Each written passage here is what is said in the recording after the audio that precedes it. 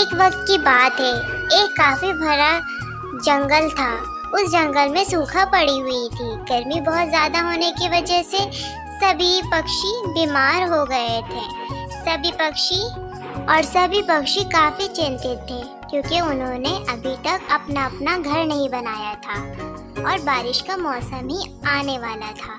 इसीलिए सभी पक्षी सुबह सुबह उठकर अपने घर बनाने के लिए लकड़ियां ढूंढने निकल जाते थे। अरे सुबह हो गई, अब मैं चलता हूँ, बारिश का मौसम होने ही वाला है शुरू। मैं चलता हूँ, जल्दी जल्दी लकड़ी ढूंढ लेता हूँ और जल्दी से अपना अच्छा सा घर बना लेता हूँ। बाकी पक्षी तो मुझे देखते ही रह जाएंगे। अरे वाह गुड़िया बेटा, आप यहीं रहो, मैं जल्दी से घर बनाने के लिए लकड़ी ढूंढ ले आती हूँ। नहीं तो बाकी पक्षी अपना अपना घर बना लेंगे, एक मैं ही रह जाऊंगी और बारिश में गीले होते रह जाऊंगी और फिर हमारा घर भी नहीं हो पाएगा। इसी तरह सभी पक्षी अपने अपने घरों से निकल जाते हैं और लकड़ी ढूंढने लग जाते हैं क्योंकि बारिश कुछ ही देर में होने ही वाली थी।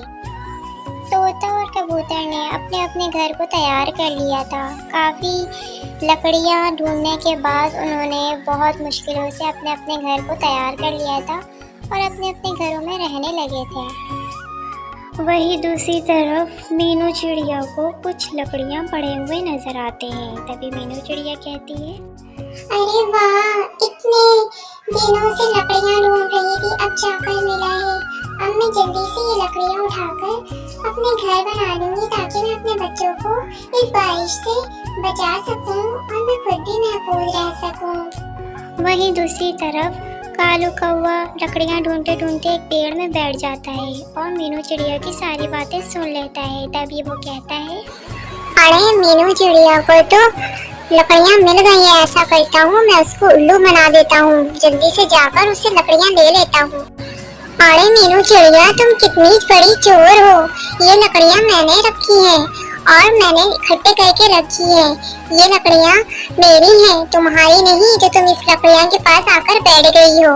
चलो जाओ यहाँ से, भागो यहाँ से, ये लकड़ियाँ मेरी लकड़ियाँ हैं, तुम्हारी नहीं है। कालू कौवा अपनी चालाकियों से मीनू चिड़िया को बेवकूफ समझता है, लेकिन मीनू चिड़िया दिल दिल में कहती है, मुझे पता है कालू कौवे, ये लकड़ियाँ तुम्हारी नहीं है। मुझे पता है तुम मुझे होशियारी दिखा रहे हो और बेवकूफ बना रहे हो, लेकिन कोई बात नहीं, मैं यहाँ से चली जाती हूँ। तुम क्या करोगे इस लकड़ियों को? फिर मीनू चिड़िया बहुत उदास होकर वहाँ से चली जाती है। फिर टूनी चिड़िया उड़ते उड़ते उल्लू बैग जी के पास आती है और देखती है उल्लू बैग जी एक बड़े से कीनू का घर बनाकर उसके अंदर रह रहा था। फिर थोड़ी ही देर में टूनी चिड़िया भी उस उल्लू के घर में आ जाती है और बैठ जाती है। अरे टूनी चिड़िया, तुम तो बहुत ज्यादा बीमार लग रही हो। जी बैग जी, उल्लू जी, मैं बहुत ही ज्यादा बीमार हूँ, मेरा इलाज कर दीजिए। मुझे तो लग रहा है बारिश ज्यादा होने के कारण तुम बहुत ज्यादा बीमार हो गई हो, क्योंकि तुम बहुत ज्यादा भीगी थी। क्या तुमने मजबूत और अच्छे घर नहीं बनाए हैं? जी हाँ उल्लू बैग जी, मैंने ये घर नहीं बनाया है। मैंने बहुत लकड़ियाँ ढूंढी लेकिन मुझे लकड़ियाँ नहीं मिली और बहुत ही मुश्किल से मुझे लकड़ियाँ मिली, तो वो दुष्ट कालू कौवा मुझसे होशियारी से वो लकड़ी छीन लिया। अच्छा मीनू चिड़िया, तुम ऐसा करो, मेरे पास एक दवा के पानी है, वो किसी भी फल के दरख्त में तुम वो पानी डालोगी तो उसमें एक बहुत बड़ा सा फल आ जाएगा। फिर उसको तुम अंदर से खोखला करके उसका घर बनाने के बाद तुम उसमें अपना गुजारा कर लेना, क्योंकि बरसात हो रही है। जैसे मैंने अपना कीनू का इतना बड़ा सा घर बनाया है, वैसे तुम भी बनाकर रह सकती हो।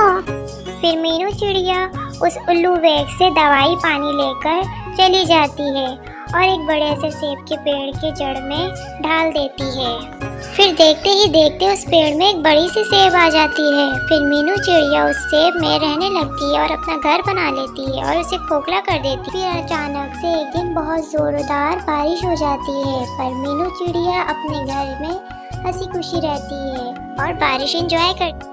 अब अगले दिन दोबारा बहुत तेज बारिश शुरू हो जाती है, पर मीनू चिड़िया अपने सेब के घर में रहती है, लेकिन बाकी पक्षियों के बने हुए घर उड़ जाते हैं, जिसकी वजह से वो रात भर बारिश में गीले हो रहे होते हैं और बीमार पड़ जाते हैं। लेकिन मीनू चिड़िया अपने घर में रह रही होती है। फिर सारे पक्षी मीनू चिड़िया के पास आ जाते हैं और कहते हैं, ए मीनू चिड़िया, तुमने ऐसा घर कैसे बनाया? हमें भी बताओ, हम कल रात से बारिश में भीग रहे हैं, हमारी तबीयत खराब हो जाएगी। अरे हाँ मीनू चिड़िया, हमें बताओ कि तुमने इतना अच्छा घर कैसे बना लिया? हम भी ऐसे ही घर बनाएंगे मीनू चिड़िया। अरे पक्षियों, मैंने ये घर खुद से नहीं बनाया है, मुझे ऐसा घर बनाने उल्लू बेग जी ने कहा था। उन्होंने एक जादुई पानी दिया था, उसके बाद इतने बड़े सेब आ गए। अगर तुम लोग को भी ऐसे घर बनाने हैं तो तुम लोग उल्लू बेग जी के पास जाओ, वो तुम्हें बता देंगे। फिर सारे पक्षी उल्लू बेग के पास जाते हैं और उल्लू बेग सबको पानी दे देता है, लेकिन कालू कौवे को नहीं देता क्योंकि वो बहुत ज़्यादा चालाक था, जिसकी वजह से वो उसे पानी नहीं दिया। अब सभी पक्षियों के अपने अपने घर हो गए थे सिवाय कालू कौवे के। कालू कौवे को उसकी सज़ा मिल जाती है जो उसने मीनू चिड़िया के लकड़ी को अपना बनाकर अपना घर बना लिया था।